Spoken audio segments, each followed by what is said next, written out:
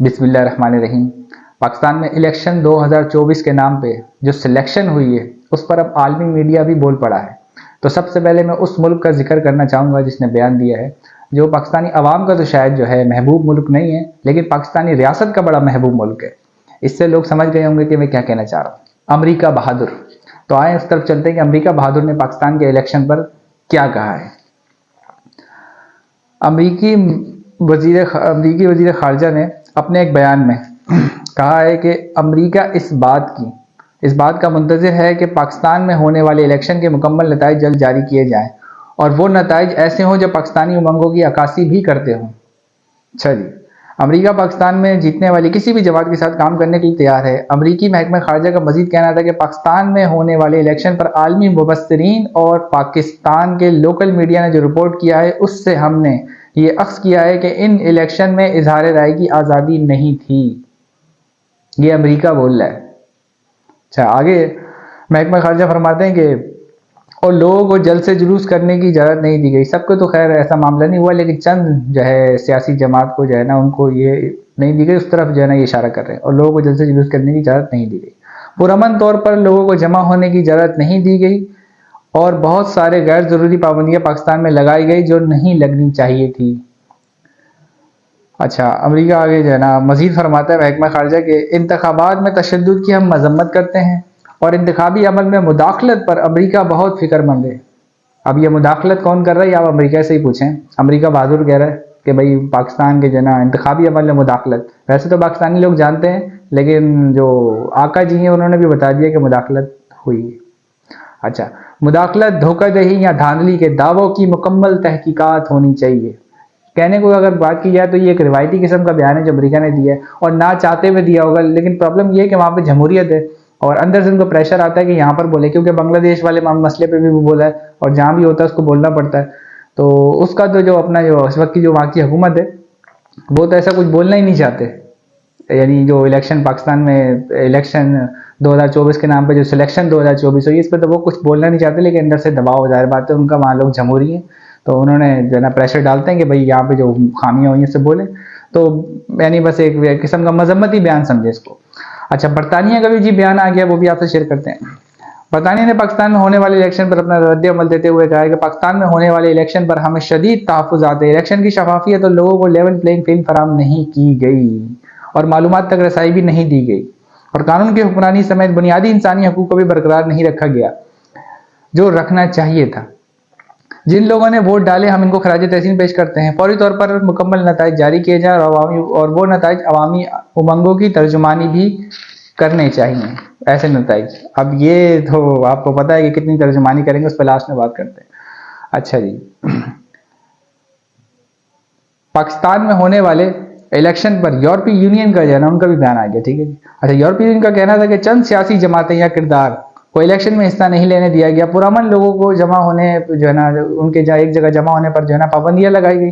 Online और offline दोनों तरह से इजहार आज़ादी राय को मुतासिर किया गया।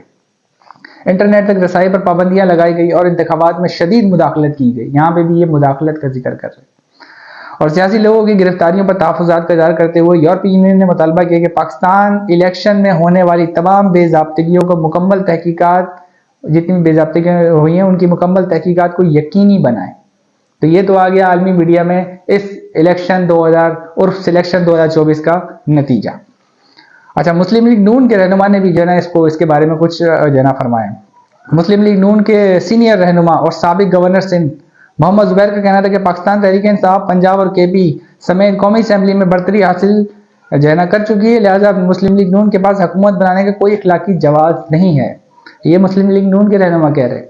अच्छा, इससे और आगे बढ़ते हैं। तलत हुसैन नून लीग के फेवरेट जो है ना सहाफ़ी हैं, वो भी कोई इस बारे में जो है ना फरमा रहे हैं।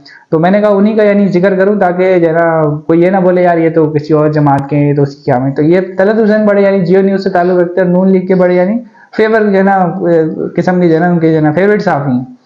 तो नून लीग के पसंदीदा सहाफ़ी तलत हुसैन ने अपने ट्वीट में लिखा है कि नवाज शरीफ को विक्ट्री स्पीच जो है उन्होंने की है वो एक हैरान कुन है, ये इनको नहीं करनी चाहिए थी। ये तो सभी कह रहे थे कि भाई 60 सीटों पर कोई विक्ट्री स्पीच करता है क्या।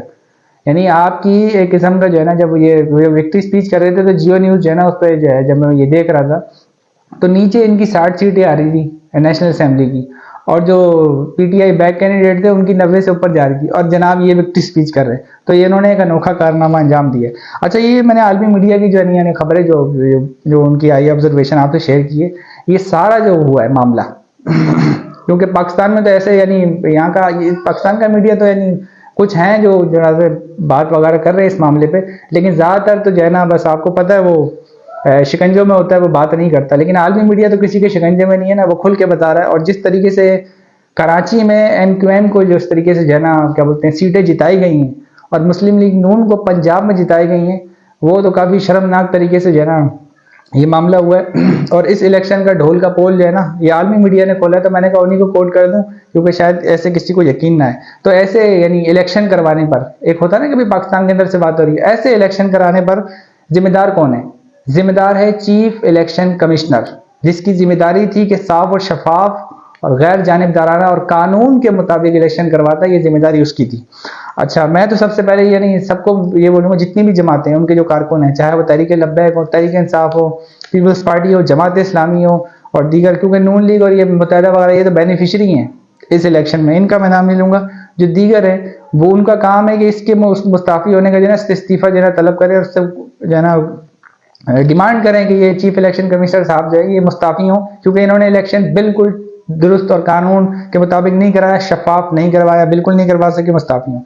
अब ये क्लेम है कि ये बात क्यों कर रहा हूँ कि भाई ऐसा इससे जो है इस्तीफा मांगे, उसकी वजह है कि ये चीफ इलेक्शन सिकंदर सुल्तान साहब, जिनको तौहीन इलेक्शन कमीशन के फतवे लगाने का जो बड़ा शौक है, तो इन्होंने एक जमात है जिसका नाम है जो है ना तहरीक इंसाफ, उस पर इनका क्या इल्जाम था, जिसके मुताबिक मैं ये बात कर रहा हूँ, इनका उस पर ये बात थी, जो उन्होंने उनसे जो है ना इंतखाबी निशान लिया, उनका सिंबल बैट का निशान, इनका ये कहना था कि भाई आपने दो काम नहीं किए। एक तो आपको जो बताया गया था भाई इस वक्त पे इलेक्शन करवाना, आपने वक्त पे इलेक्शन नहीं करवाए।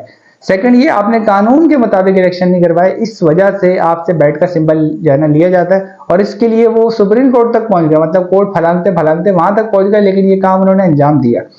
तो उसी असूल जो है ना उसको बुनियाद बना के मैं इनसे अब इस्तीफा तलब कर रहा हूँ। बल्कि मैं तो सिर्फ इस्तीफा जो है ना बोल रहा हूँ कि आप इस्तीफा दें, बल्कि इससे ज्यादा इनसे डिमांड करनी चाहिए कि भाई उन्होंने अपनी जमात का इलेक्शन नहीं कराया, आपने उनसे बैट का निशान ले लिया, आप और ये बोल के कि भाई इन्होंने लेट करवाया, जो टाइम दिया उस पर इलेक्शन नहीं करवाया, और सेकेंडरी ये कि कानून के मुताबिक नहीं कराया।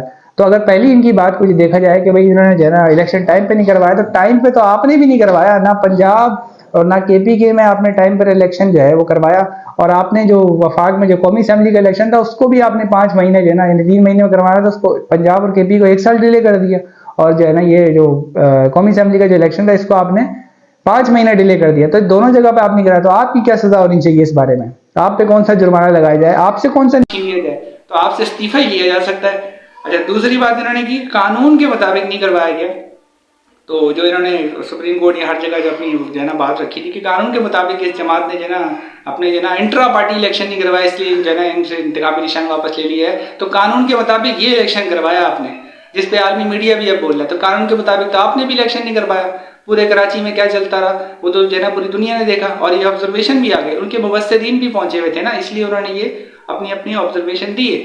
तो ये तो सूरत हाल है। तो दोनों जो आपने असूल बनाए थे उस पर आप खुद ही अब जना पूरे नहीं उतर रहे, तो आपको इस्तीफा देना चाहिए। और मैं अदालतों से ये कहूंगा, इस्तीफा तो हमारा एक मुतालबा है कि ये इस्तीफा दे, ठीक है ना। वैसे इनको तौहीन इलेक्शन कमीशन का फतवा लगाने का भी बड़ा शौक है ना, तो ये तो हमारा एक मुतालबा है। लेकिन कोर्ट्स इनको बुला के पूछेंगे ये इलेक्शन करवाया तुमने, एक जमात के पीछे तुम सुप्रीम कोर्ट पहुंच गए थे आइन की बालादस्ती के लिए, और ये तुम्हारी कारकिर्दगी है, इतने महीने से बैठे हुए हो, 1 साल से बैठे हुए हो, इलेक्शन करवाने की जो तुम्हें जिम्मेदारी दी तुमने ये इलेक्शन करवाया, आपकी तो तैयारी नहीं रही। तो ये सूरत हाल है इनकी चीफ इलेक्शन कमिश्नर की। इसलिए मैं कह रहा हूँ कि जो जमातें हैं जो मुतासर हुई हैं वो इनसे इस्तीफा तलब करें और इनको कानून के कटहरे में भी लेकर आए, जो इन कानूनी इनके खिलाफ कार्रवाई हो सकती है वो भी करें।